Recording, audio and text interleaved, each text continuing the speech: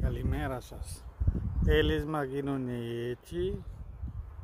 Αυτό το φτιάξαμε χτες, αλλά δουλειά πολύ. Δεν προλάβσαμε να βγάλω πρώτα φωτογραφία ή ένα βίντεο τράβηγμα. Έχουν άλλα, θα δείξουμε. Τέλεσμα γίνονται έτσι. Αυτά, κοίταξε να δείτε πόσο ήτανε, τα κόψαμε. Όλα τα κόψουμε, τα γίνουν τέλεσμα όπως δείξαμε άλλο, έτσι γίνονται. Κοίταξε να δείτε πόσο το φορταρία έχουνε, να δείτε πόσο έχουνε, να το δείτε. Τα τέλεσμα γίνονται έτσι εκεί. Θα δείξω τελευταίο, ακόμα έχουνε.